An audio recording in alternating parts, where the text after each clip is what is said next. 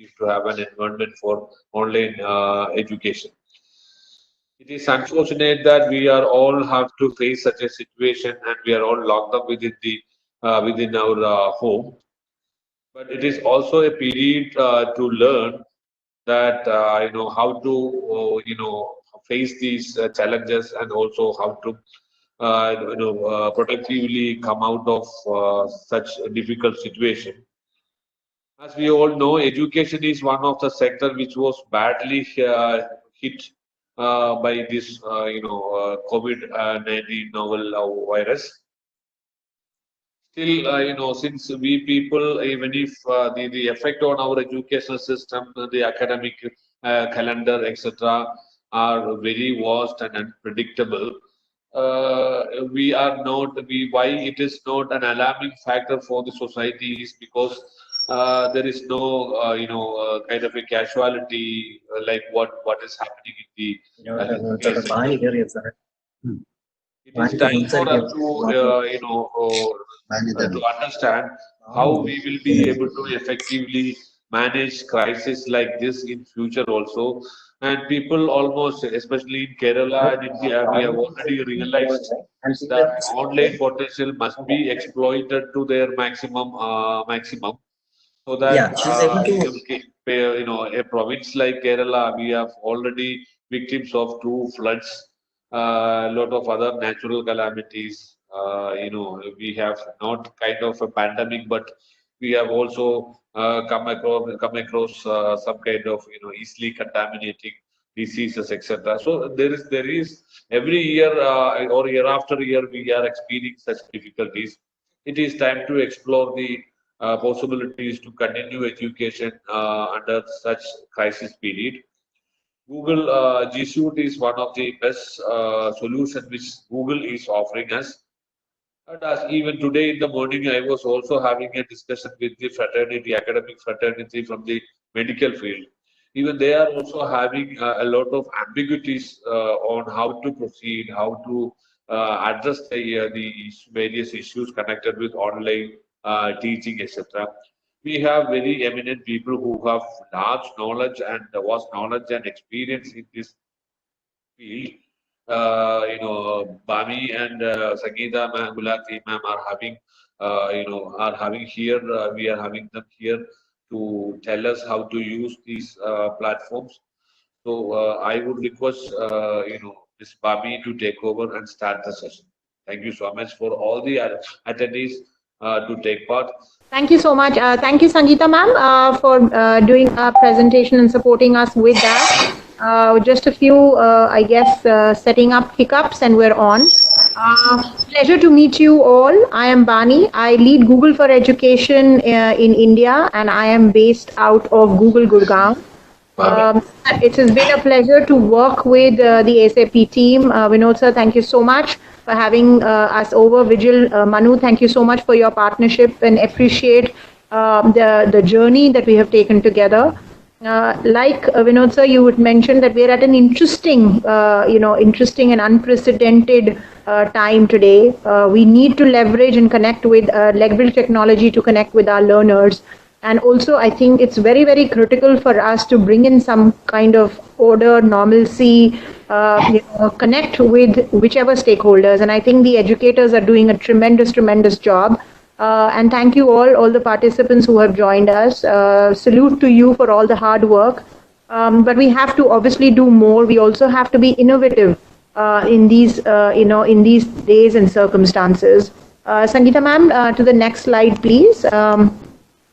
I actually wanted to start by, what we foundationally believe in, and no better person than Sundar Pichai, our CEO himself, who talks about how we think about learning and how we believe that machine learning has to be at the core of everything that we do. We have to rethink education also, keeping in mind the kind of technologies that will enable the vertical, and also in some ways prepare ourselves so that we can actually adapt to jobs that do not exist, or probably adapt to all the circumstances that we find ourselves even today. What will happen in the future is something that nobody has been able to predict. There are a lot of conversations going around, like, will we remain the same? Will we become different? Will education be transformed forever? In any case, I believe that Kerala is taking a lead on, how technology can be adopted for education. So clearly, you've already done a fantastic job. Sangeeta ma'am, I'll request you to play this video. Yes, ma'am. Next slide. The video is actually a very inspirational video. It stands for what we believe in as Google. So if you all can hear it, we'll play it. Otherwise, we'll skip it to the next slide. So the video, since we haven't been able to play the video for you, I will summarize it for you. The vision that we have for every child in the world, and it includes every child in India, taking a lead on lots of this innovation, should have access to technology that helps them think out of the box, is freely accessible, also provides them the kind of tools that will help them to think 10x and take their moonshots. Anywhere you come from, whether it is in a small city or a privileged urban scenario, the opportunities that we want our technologies to present to those learners and faculty is similar. And that's what we aspire to do in everything that we do as Google for Education as well. We believe that it is very, very important to be innovative, to adapt to different circumstances quickly, accept ambiguity. And we believe that innovation will always breed disruption, but we know that even if, in spite of the fact that disruption is uncomfortable, we need to do this to go ahead and to go forward and to think big. So we always want to lead and also do product development that actually helps us move to the next steps and be ahead of the curve in terms of what we believe the user is asking for. Because technology enables, the users are the ones that are the center of our technology development, and we believe that we absolutely need to anticipate user need and also encourage an ecosystem that can actually be innovative to those users' needs. We also believe that lots of innovations will fail. It's not that, when we try and one path and it is short a success. We know that we will have to accept failure. We also know that we would have to iterate, get back up, and then try the next thing. And this is also true for how we believe businesses, educational institutions, the overall ecosystem should also behave. Because if we stop innovating, if we stop thinking ahead, ultimately we will all fall, and arguably they can just be a little slower, but the end will always be not so good. So we absolutely believe that it is important that whatever our circumstances, we continue to innovate. And I think today's circumstances provide us that opportunity even more. And one step is to give online learning. I would say second step is to enable free thinking and innovative thinking so that your students can actually plan for the future. Next slide, ma'am. So I just wanted to give you a quick snapshot of Google for Education and what we do in terms of our products and portfolio. By the numbers, Google for Education during this whole online learning surge has seen tremendous growth across all our products. As a platform, we have G Suite for Education, and we will be deep diving into G Suite for Education and particularly on Google Classroom and Google Meet that are enabling this online learning environment. And Sangeeta ma'am, thank you for supporting us on that. So we've seen a huge uptake on Google Classrooms. Over 100 million teachers and students are using Google Classroom. We have about 120 million students and teachers using G Suite for Education across the globe. And we have 20 million students using Chromebooks that are our managed devices. We have large, ecosystems such as the US, now Italy, Canada, Sweden, New Zealand, Australia, Singapore, who have actually moved online in less than 24 hours because of the unprecedented changes that we are seeing in the learning ecosystem these days. Next slide, please, ma'am. Going over to the Google ecosystem. Next slide, ma'am. We, like I had mentioned, Google offers platform. The platform is G Suite for Education. Some of you have already set that up for your colleges. Others are in the process. I would urge you to set those up because it allows you to actually set up IDs for your learners, your students, as well as your faculty under the domain name of the institute. And more importantly, G Suite for Education is offered free of cost with unlimited drive storage globally, which means every educational institution that has an accreditation can sign up as a simple online process. It takes us about 10 business days to process that application completely online. And after that, the confirmation is given for the G Suite registration, and the university or the education institution can start creating IDs. Those are also done at the university or the institution level itself. Two flagship products that are relevant in today's context, and we want to focus more on those. But of course, we offer the entire gamut of applications, including Google Docs, Slides, Sheets, Hangouts, etc. But two very important products, Google Classroom and Google Meet, are the ones that are being used extensively to do a synchronous and asynchronous learning process. So we're going to get into how and what you can leverage it on. But think of Google Classroom as your workflow management platform or your LMS, and Google Meet as your video conferencing facility. Google Meet has been embedded into Google Classroom, which means that you only need to focus on creating the right environment for your learners with the right set of ebooks, videos, assignments, assessments, etc., all on Google Classroom, and you would be able to connect with them easily using the G Suite for Education IDs. What is even more interesting is that you will be able to share that content both online and offline. So if, for example, you have hosted a Google Meet and you want to record that, you would be able to record that session, save it on Drive, and then share it with your students so that they can either do it as an online learning experience or they can download it and play it later if connectivity is an issue.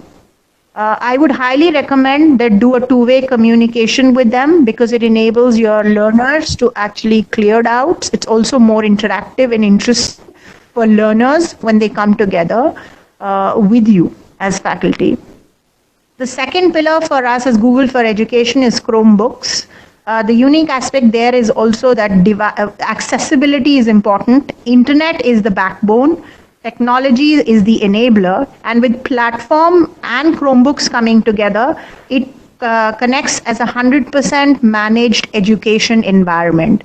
There are about 200 policies that Google offers for you to be able to focus your attention only on education material and also manage the network, secure the environment for your learners. These can also be loaned in case there are some sections of society that are unable to invest on their own. There are highly shareable devices.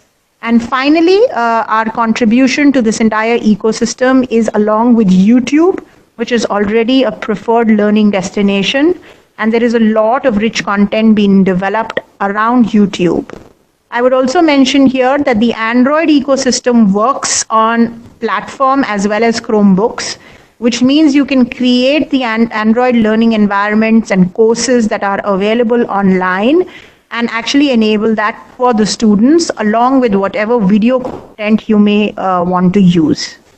The next slide, please, ma'am.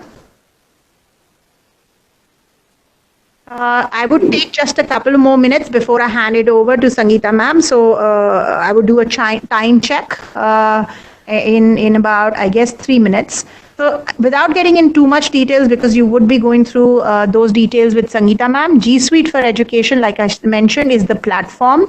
It can be set up for the entire institution free of cost, as many IDs as you want for students as well as faculty. And it includes collaboration tools such as Docs, spreadsheets, Slides, Google Drive, and Jamboard. There are also ways to manage calendar, so you can schedule meetings, set those up, also keep notes for yourself in Keep. Our flagship products are Google Classroom, along with forms which are used for assessments.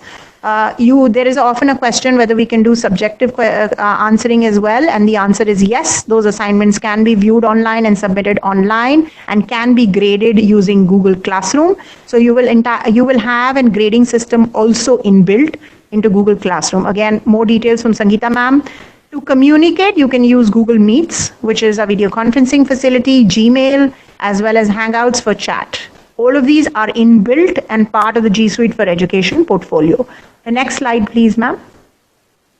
Our intent of working very closely in this environment is, and also is along with Google Cloud, is that faculty members from educational institutions will lead the kind of online transformation that is going on. They will be the directors of this entire education or learning ecosystem, and they will provide guidance on both, the kind of courses that are available online and offline, some of which you would develop yourself, some of which you would probably co-share with your fellow colleagues, and some which probably will come as industry level courses that you might subscribe. And this entire platform can be used for both technical and non-technical streams. The next slide, please, ma'am. Some of the examples that I've listed down here that we are already engaged with ASAP are on computer science, application development, machine learning, Google Cloud certification.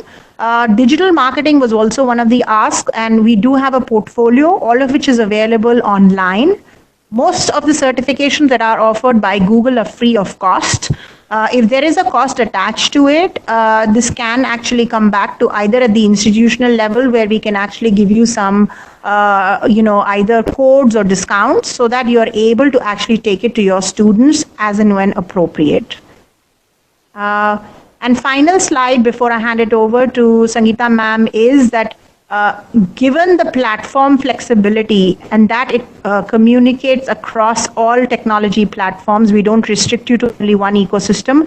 The Android ecosystem works on G Suite for Education and Chromebooks, which makes it even more powerful because there is so much of work that is going on both in the Android ecosystem as well as YouTube as a learning platform. So from a Google for Education perspective, we provide some of these fundamental building blocks, but it is up to the faculty to pick those up, internalize, make it more relevant to your students, and pick it up in a way that you and them will be most comfortable.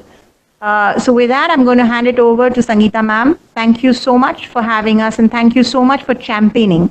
We're looking at Kerala to give us examples of how online learning can actually enable, enhance learning outcomes for higher education. Thank you. Thank you, Bani. I'm going to take over from here, and I'm Sangeeta Gulati. I head Maths Department of Sanskriti School. I've been a teacher for 30 years, and we've been using Google Solution in our school for last 5 years almost. It's my pleasure to be here addressing such a large gathering and sharing my experiences. It's been a slow but smooth progress for all of us when we started learning and started using a Google solution at our school.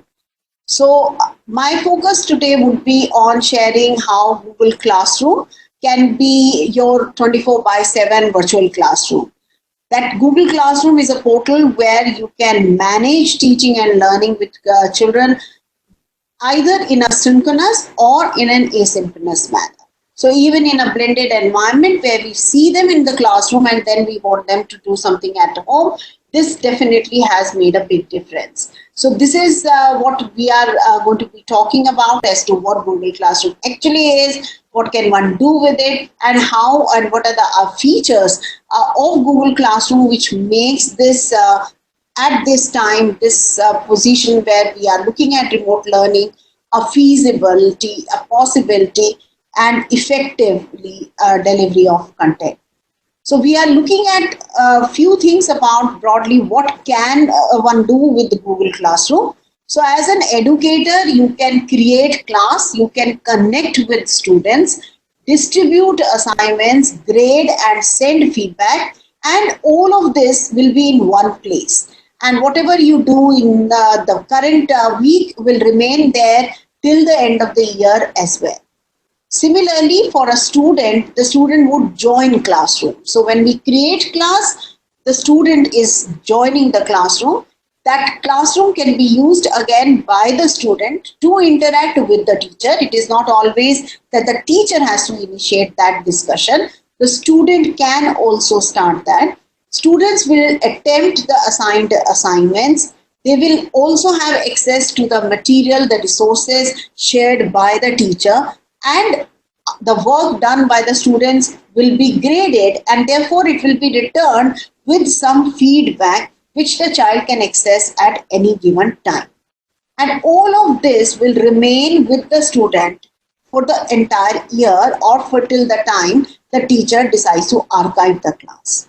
So that is broadly what Google Classroom can let you do as a teacher and as a student, how it can be used.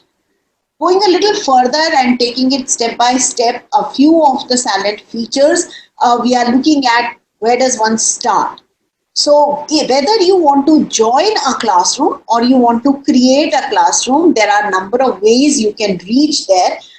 Again, if you have a Google Suite for Education, your students have the school ID, school email ID as under your domain, and they can access through their account, or you can type in googleclassroom.com and then sign in with your ID, and you will be able to recognize the icon like this. So we are looking at making use of this icon to be the place where everything is hiding. So even in the app grid, which is present in any of your interface, whether you open Gmail inbox, on the top right corner, you find an app grid where all these apps are hidden. So it's already very much with you if you are a user of Google accounts, as in terms of either a consumer or as a education domain, which is highly recommended when you are using it with the students. Once you identify the icon, then you can open that, click it, and to begin with, it will be a blank empty dashboard where on the top right, there are two possibilities. As a student, you would ask them to join class, but as a teacher, you will create the class. Once you create a class, which is just adding in basic features about the class name and maybe your name so that the student can recognize who the teacher is, and a class code is generated. This class code is the easiest way to share with the students to join your classroom.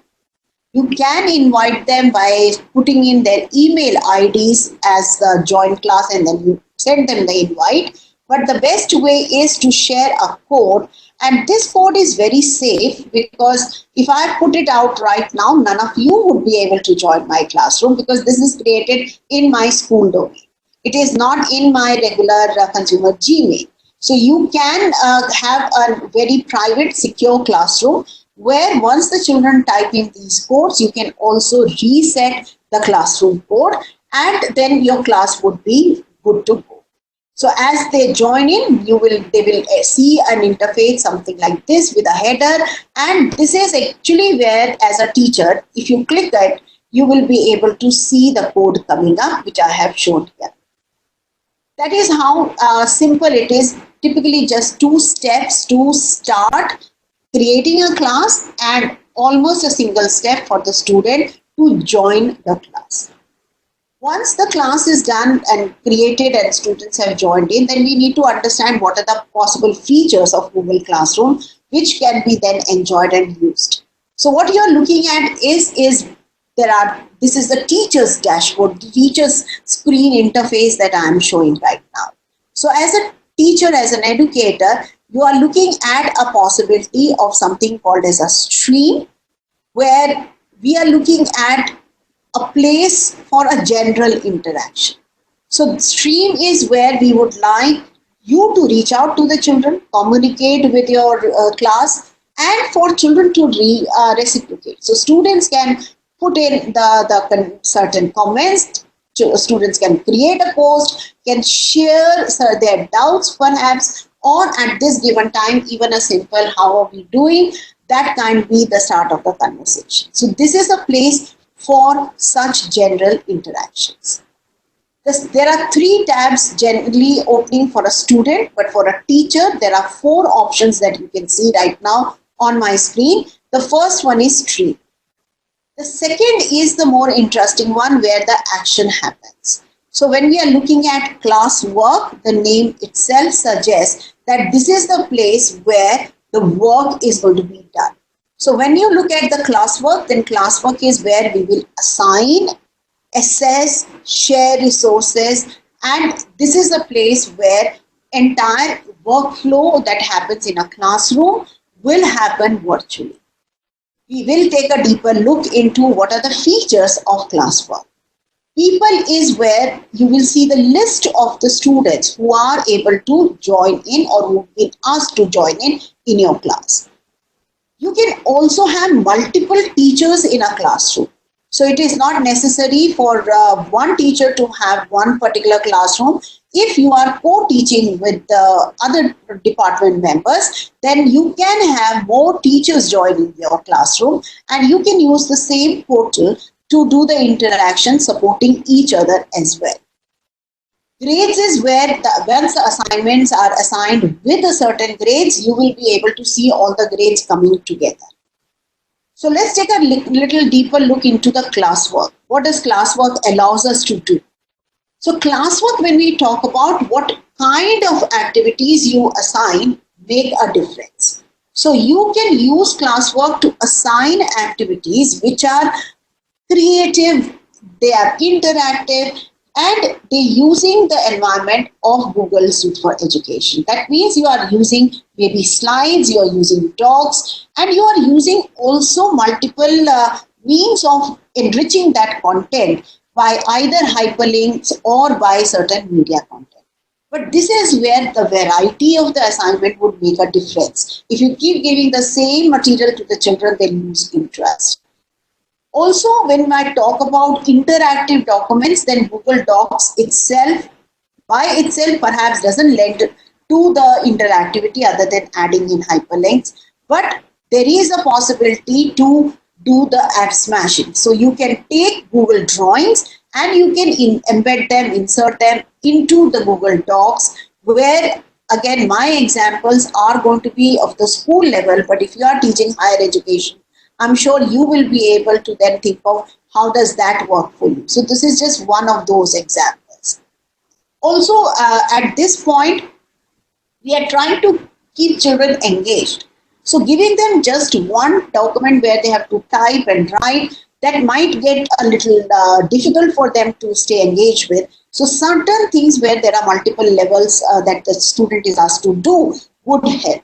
Also, a simple task which used to be our worksheet has now got transformed into an activity again through one of the Google apps, Jamboard, which we are recently discovering because we wanted a whiteboard. We wanted a place where we can ask children to do some coloring.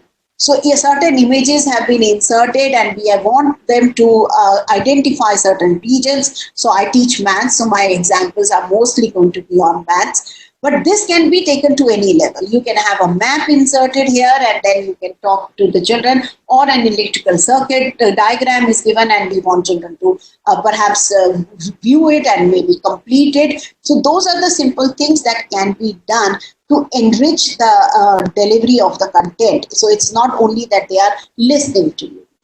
At the same time, it is very important to look at the use of classwork to be not just one big assignment coming their way, but giving them a chance of mini lessons. And the Google Classroom works perfectly for that, to assign certain tasks which are synchronous and some which are asynchronous. So that is where we are looking at breaking the lesson into mini lessons and asking children to think about it, read, review the resources that are being assigned to them, and then put it together and share their understanding.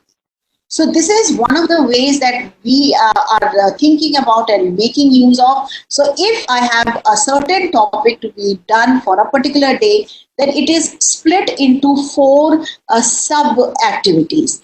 That could include a video where the student is just watching.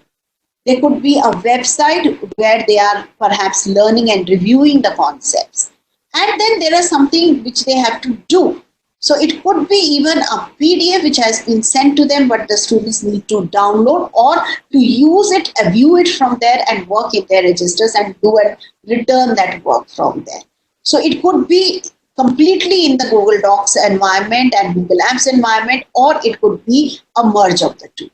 And then there is a most essential aspect and part of my my assignments, and that is self-assessment. So there is a possibility to create assessment quizzes which gets graded immediately. So we are looking at a possibility of all of these coming. So where are they getting formed is simply by looking at this big blue create button. So when I look at click on this create button, then I can see the options that come up in a Google Classroom environment under the classwork tab. So what are the possibilities here? We can create an assignment. We can have a quiz assignment, a question, material, and also an opportunity to reuse course and topic. So we'll talk about these little components as we go along. So again, this is where you will organize. So under the classwork, everything gets very nicely organized if we choose the right option. So what I mean by that is that if I want to create an assignment, then I have to be clear about what do I want children to do from there. So whether I want children to only view a file, then let's not call it assignment, because assignment would require that they will turn it back in. They will submit their work. Maybe you want them to do a collaborative work. Then the file that has been chosen from the drive as a Google Doc file is something which is kept with the settings of can edit file. Now all the students can edit this. This could be a slide where the collaborative work is being done. This could be a doc or a sheet where collaborative work is being done. There are also possibilities that you want to assign them individual tasks. Then in one click, as you pick the file which you want to assign, you can choose the settings. So you can have a make a copy for each student.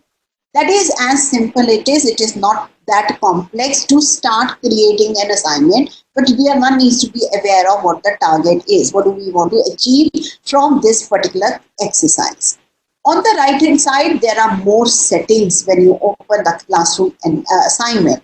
So if we take a deeper look at that, then here is where you want to, whom do you want to send it to? So whether it is your English class or it is maths class or whatever the class name is, it could be the name of the class that would show up here. You can also choose multiple classes at one go. It can be sent to all students, but at the same time, it also allows you to do the differentiation. So if you want to send a particular assignment to only 5 students of your class, because you have identified that they need extra support or they need more challenging work, then you can actually select only those 5 students. You may keep this activity graded or ungraded, can change the marks. Due date can be set. And most important is the topic, because that will help you to organize the classroom. So just as you saw fractions, then under the fractions, all the activities came up. So that happens when you choose topic. When you create an assignment, the file that we want to share with the student is to be added. So clip sign is usually when we are looking at as adding something, attaching something. But it best works when you are looking at picking the file from the Google Drive. You can also put a website link. You can also attach another file from your device or put a link for the YouTube video. At the same time, the file that you want to assign may be created right now.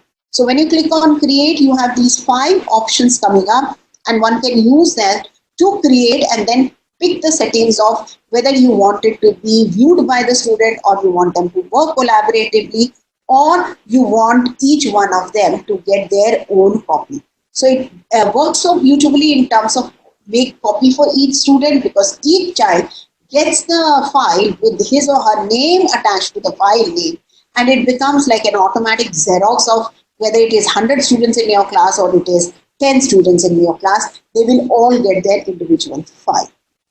And you have also an option of assigning immediately, or you can keep this assignment as a draft.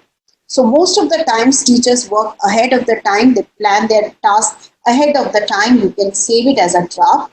you can also pick the time at which this assignment needs to be released. So you can schedule the assignment and it can be assigned to the time and even the date and even the time. So the assignment will automatically go up. So if you're working late at night, you can keep it ready and schedule it for 10 o'clock in the morning or day after, and the assignment will reach the classroom and students will get the notification for that as well. So that is basically when you look at something like this, it goes pretty smooth in terms of how the classwork can be used.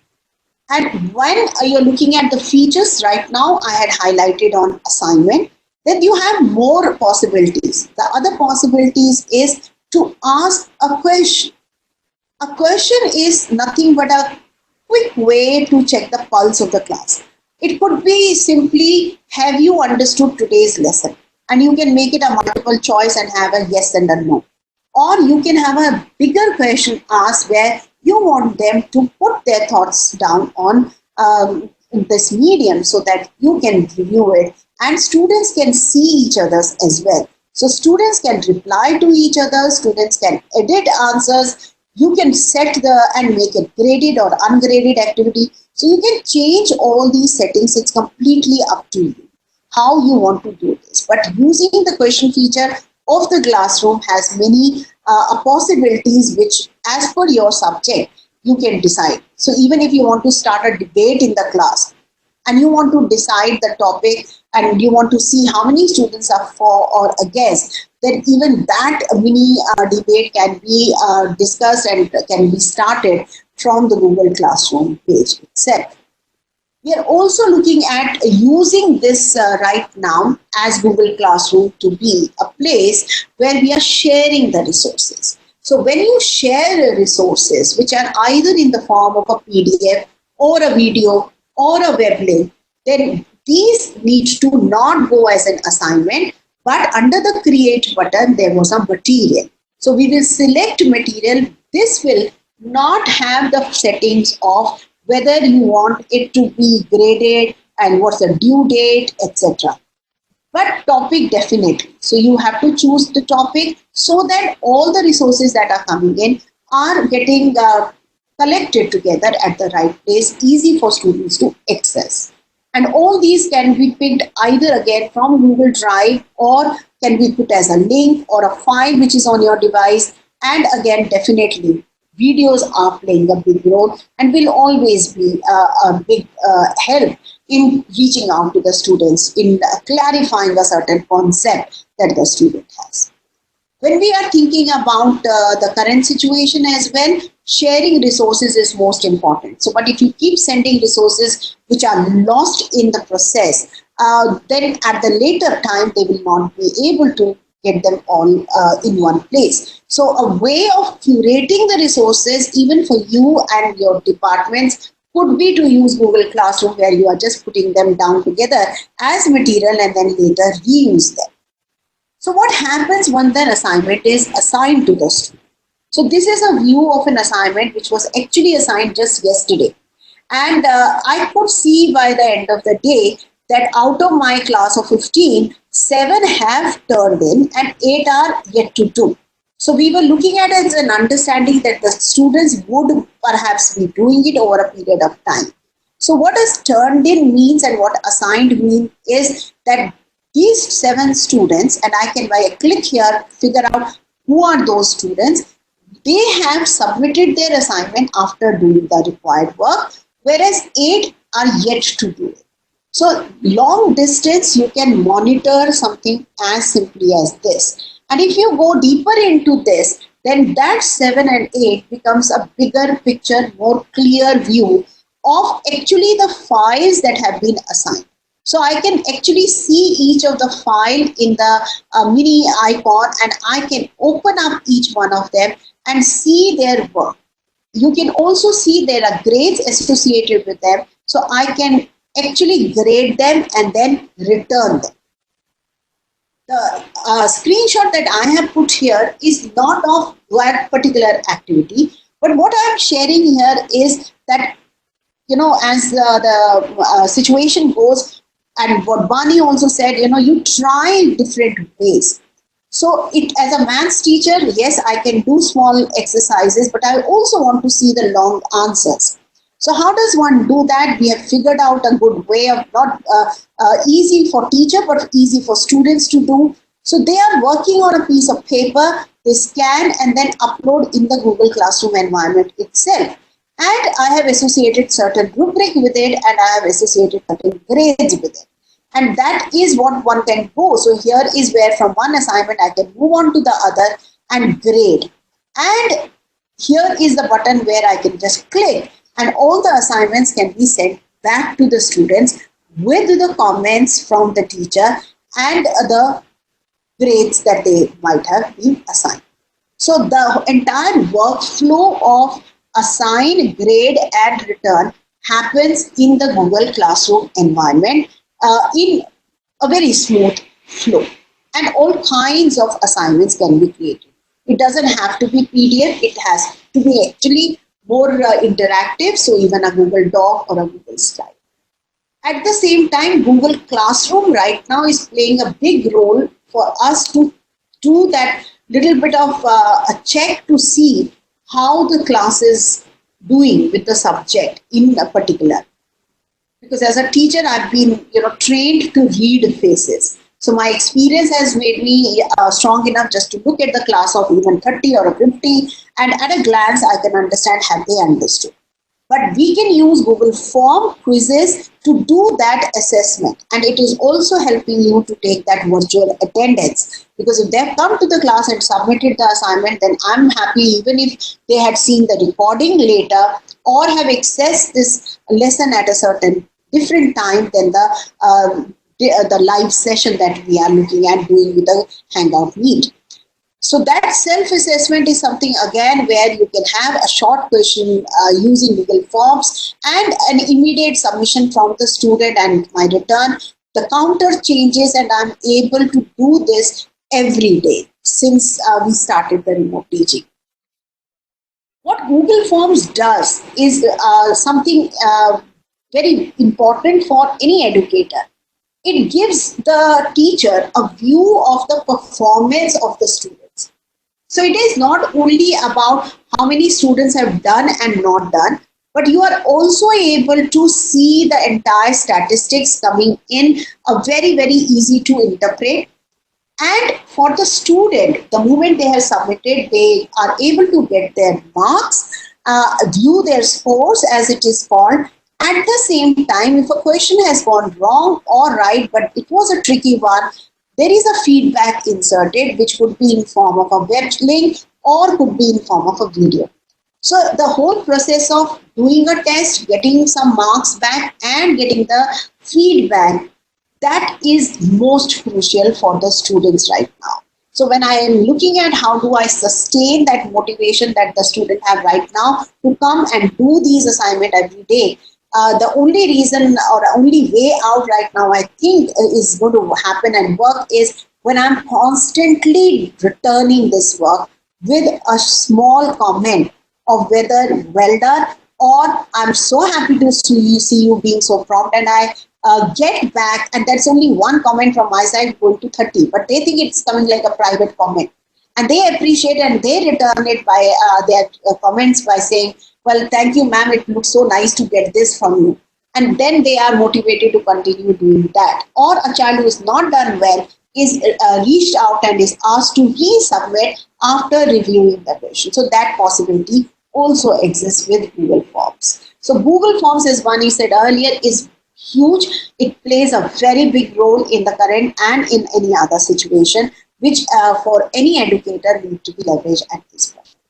Of course, as I had mentioned earlier, Google Classroom is a place for us to do the discussions. So you can even have just a common platform or a task or an activity prompted by the teacher started and the students can engage in it. Again, not all assignments that you create should be graded. Some activities and some tasks must be kept ungraded so that the children do not feel the pressure, but they do it because they want to do it, because they want to learn it, because they want to experience it. So when we say assignment, it's not compulsory that you grade it. Also, it is important for us to do that little checking to understand how, when I don't have them in front of me, how are they doing otherwise? Have they been able to keep up with the assignments that they have been given? Of course, I see it, but how much have they followed? So again, the Google Classroom feature of question is helping us to do that. So even if it's a simple question like, are you enjoying this concept? And some of them very honestly turn around sometime and they say, no, we found the task that you are given to be very repetitive. So can we not have the same set of activities done every day? Can we have variety coming in? So I've got even messages to that extent, which in a classroom situation, a quiet child would perhaps never turn around and share. And of course, videos are huge right now. We have to make use of videos because that is one good way where you can share content with them. But how do we share videos is important. So one way is, of course, you can add it as through the Google Classroom classwork and send it to them. But sometimes you don't want to send a 30-minute video, and therefore Google Slides help you. You can insert a video in Google Slides, you can trim the video, and you can also prompt the children to maybe summarize and express their learning in the next slide. Google Forms also allow you to add videos. You can create your own videos, or you can use a web tool like Edpuzzle, which allows you to turn those videos into lessons and also let you track the progress of students. It lets you see exactly who had done the work, how long did he take to do the work, and how many times he's watched the video. So all of that is possible once you have technology, and this is Edpuzzle is again one of the several apps, several websites which are letting you integrate their platform with Google Classroom. So it becomes a very easy transaction of these activities as we go along. Coming to almost the end of it, we are looking at the chat feature. So when we talk about the Meet chat, we are looking at Hangout Meet. I don't have a live example here, but this is just one way to tell you that Google Meet is right now playing a big role in my school, where we are conducting classes for 200 plus children at a certain time, and also for 12 students at a particular time. And all these lessons are getting recorded instantly as soon as I start the presentation and I choose to record my lesson. And with the Hangout Meet integrated with the classroom, all the children have to do is come to the classwork and they will find the Meet icon on top, click it, and they are ready to go if I have started the session. And that has made the interaction so much more smoother. It has made the transaction in terms of actually bringing that connect with the students, where I am able to see who's in my class. We do start by first telling the kids to join in without the video on, and they need to switch off the mic just because it creates disturbance. But it is helpful to see them as well. It is important for me to see who am I teaching. So sometimes we do encourage them to open their videos, but it is again optional. But what it is helping us to do is, just now as you can see the environment in which I am presenting, I have the slides open in front of me, but there is a chat running alongside where you might be putting down your questions, and the host and the other panelists would be able to see that. So similarly, in our environment, we have co-teachers in our sessions where they are managing the chat and the children are free to unmute and ask. But this is where you would find that the entire process of classroom as a synchronous as well as asynchronous comes down. So thank you so much for your time, and I hope I have not exceeded my time limit. Hi, Sangeeta ma'am. We do have some questions. I will browse through the important questions. Yes, sir. One question is like, could you please explain rubric in Google Classroom? I will have to do a live demo for that. That might take a little more time. So maybe, we can do a live session of how to create all of that. But yes, it is not as complex as it's, I stopped sharing my screen. So rubric is, you can make it as detailed as possible. but you can also keep it to be very simple. I'll have to open one of the classrooms to show you that, so that you can get a sense of what rubric is. But the moment you create an assignment, then there is a choice for you to do that. So if you are one of those who perhaps want to assess the project created by a student, then this might also be important, because it is just one big project that they had put together, and there are certain criteria that have already been shared. So this is where we are looking at, and if you click on create and you create an assignment, then this is the image that you have seen earlier. And here, if I just type even name, then I will be able to add a certain file, and here is where that plus sign comes in. So when you click on rubric, you can create a rubric or you can reuse a rubric. So when you click on create rubric, then you can put certain criteria. So again, depending on what you are trying to do. So if it is a project that students are trying to do, you can talk about how detailed the project is. So that rubric, of course, has to be shared with the students beforehand.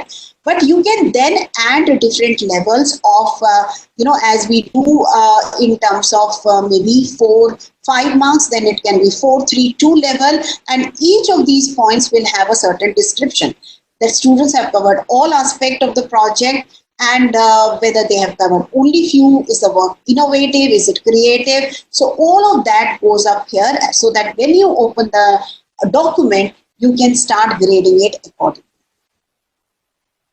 I hope that helps. Any other, sir? Yeah, ma'am, another question is like, is Classroom accessible to users with disabilities? Yes, there are a lot of accessible tools, again, in terms of if there is what kind of disability it is, or what kind of a learning challenge there is, that might be a problem. But yes, there are a lot of accessibility tools that can be used along with Google environment. So that can be explored. There are a lot of possibilities, and depending again on what are the challenges of the students, then the teacher will have to choose the right app. So there could be certain extensions which are basically reading the screen for them.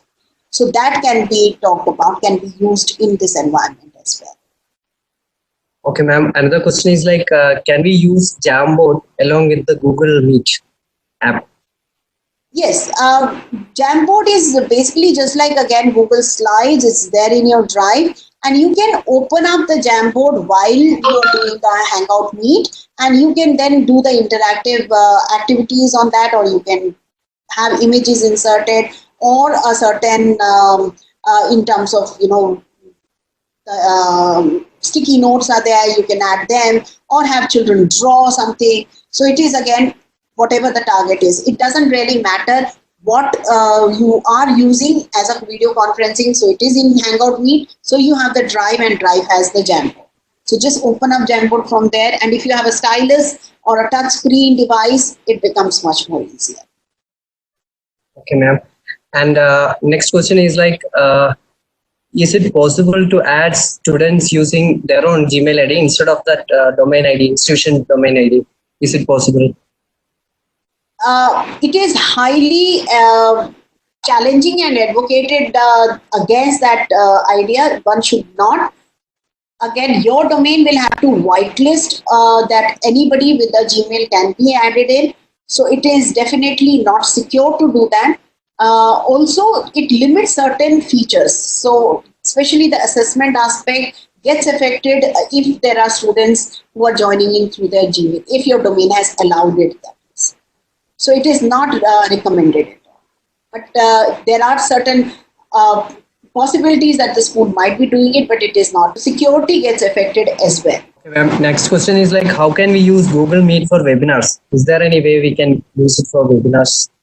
It is not for webinars only. For webinars, there is something called as a live stream that you may use, where you are only broadcasting and participants are not interacting in the live mode. You can have different back channel created, but you can have a classroom situation like this, where 100 of them or 50 of them join in, and you can have a direct interaction with them. So for webinar, live stream is an option. Again, through Google environment only, through the Google Meet, there is an advanced feature for that. Okay, but the maximum participants will be 250 in that case. If you're using. Yes. For the live stream, no, that is not limit. That is not the limit. It's much more. So for Hangout Meet, 250 is the top. Okay, ma'am. Yeah, one of our participants, Mr. Sanjit Das, wants to ask you a question. We are unmuting him. Mr. Sanjit Das, please. Can you hear me? Yes, I can hear you. Hello? Yes, I can hear you, sir. Good. I am Dr. Sanjit. I am an assistant professor in VIT Chennai. For last couple of days, I am also learning all these new techniques, and everything is quite nice and fascinating. I have one small question that I was trying today with some of my research scholars. I make a group, and I was integrating the Google Meet and Google Classroom. What I found that in the whiteboard, whatever I am writing with a digital pen, there is a little bit of lagging. I mean, the lagging is not for 1 or 2 seconds. It is like more than 5 seconds, the lagging in the other side of the scholars who are seeing the writing on the whiteboard. So is there any way we can fix out this, or is it the natural thing? I really am not the right person for that, because I have not done. Yeah, can you hear me now? Sir, you can hear me? I can hear you. I can hear. Yes. So I cannot be too sure of that, because I have not done a live writing, because I don't have a stylus device with me.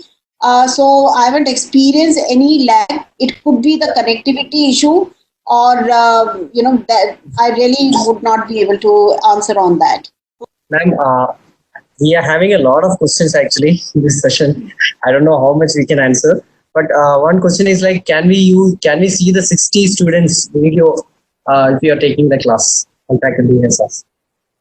Yes, there are extensions that you can add, Chrome extensions. So there is a grid view extension that you can add, and that would let you open up all the students who are present in the call. Their icons will show up on the screen, and if you ask them to open their videos, then you can see their faces as well. So you have to add certain extensions. So is there any duration limit for the video class? No, there is no duration limit. Ma'am, we are unmuting one question from one faculty, which is like, in my Google Classroom, she has already started using the Google G Suite. In my Google Classroom, I have set up an assignment to my students. It is a multiple choice questions, 20 numbers. I have given 5 points to each question. The questions are set up in Google Forms. While answering the Google Forms shows the net points acquired. How can I bring that score automatically updated to student mark page in Google Classroom? Yes, there is a very smooth feature present of import grades. So if you have assigned the quiz through the Google Classroom correctly, using the not as a link, but if you had created the assignment in the Google Classroom. So you can see my screen, sir. So if I have created the assignment in the Google Classroom, then I will be able to view assignment, and then there is an import grades button coming up on the top right. So if I click on import grades, then that will import these grades to the list of the students on the left side. So that is possible. The only thing is you must not attach Google form. You have to, when you create your assignment, you must use the idea of assigning the quiz through the drive. So when you create assignment, then do not take the link of the Google form, but go to Google Drive and identify the form that you want to assign. That is where the issue comes up. So once you pick the right form from here and you assign it, then possibly you will be able to. So if I pick this form and I add it, then there is a slider that shows up of grade imported. If it is not selected, you will not see the import grade. So you have to have this selected, and then when you assign, you will get the feature of import grades, and they will very nicely line up against the name of the students, and once the students submit, the grades in the classroom will also show up. So you will see the entire class list as well as the marks and all the assignments that have been turned in coming up, all accumulated directly. So this is definitely a great feature for you to explore.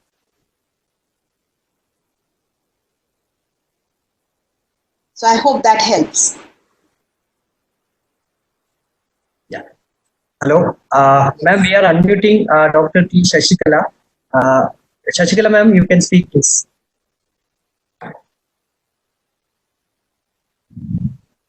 Yes, ma'am.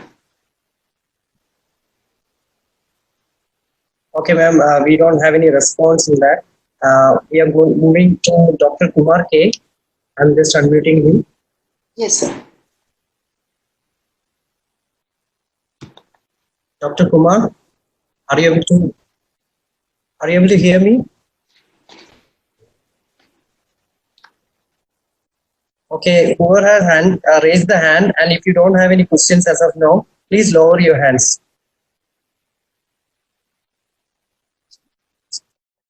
Okay, ma'am, we are moving to the next question. There is one other question, like, as a teacher, can I have free Google Meet to have video conference with my students? Google Meet is available only if your school institution is registered with Google under the Google Suite for Education. So you need to register the school under or institution, and then only you can access Meet. Okay. Okay, and another question from one faculty. The country faces education emergency. Those who have better facilities can use all these platforms for learning. It's painful that the underprivileged, the children who are in remote areas, Adivasis, who are away from these platforms, the marginalized are always excluded from quality education. What do you think of this? I completely relate to what you are saying, sir. It is not only in the remote villages where the problem is. The digital, one would say, the equity that you want to think about, it is not present everywhere. And even in a school like ours, where we are much more privileged than others, we have children who are from the economically weaker section, and they are struggling. We are not able to do justice to them as well. So we are trying to find ways for that. And again, it is in hands of, educators like us to maybe join hands and try to create possibility, a channel of putting resources together in various forms, which then can be sent out to the children. So just like you're sending out food packages, if we can put together certain resources which the children can make use of, then that is the only way to solve that problem. But definitely, I completely relate to what you are trying to say and empathize with the students who are left out right now.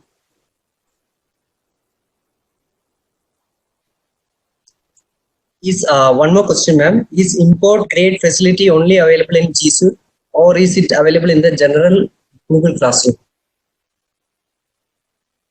I haven't tried in the general. I don't think it is possible in the general Gmail classroom. So you'll have to check that. Okay, ma'am, we are going for the final question as we are running out of time. The question is like, I would like to know how can we insert mathematical equations in quiz and how the students can answer to the questions with necessary mathematical steps. Great. I'm glad that I have maths faculty around as well. And that is a very valid question. So anytime you want to use, maths in a digital mode, math teachers, science teachers struggle and they have to do an extra bit. So if you had not explored it so far, then you must explore a Chrome extension known as Equatio. So Equatio is the one which has made the task so much easier. It's of course not as smooth as typing English, but it has made it possible for us to make all the slides, all our content right now that we are creating is all math symbols being used through the Equatio, and Google Forms work beautifully. For students to answer in maths, then they will also have to install Equatio. For educators whose schools are registered, they have educational email IDs, this is a free, premium subscription is free. For others, general category, you might have to look at, maybe paying a certain amount to get a premium subscription. So there is a little catch there which you might have to explore. Thank you, ma'am. What we are thinking of is like addressing each Q&A sessions. We'll be checking all the Q&A questions, and if possible, please reply to that, and we will send to the email IDs concerned. I'll do my Ma'am, best. and ma'am, that was a great session. Thank you for this excellent presentation. And we have a feeling that our time is worth spent for this presentation.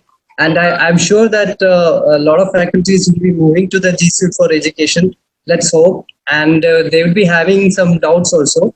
So hopefully there will be a support person to address. Is there any support person to address, you can say? Of course, Bani, Vinod can be approached and they can help you, and I can answer the whatever I can from an educator's point of view. Thank you, ma'am. And we look forward to more such sessions from you. Thanks a lot, ma'am. My pleasure, my pleasure. Thank you. So I can sign off?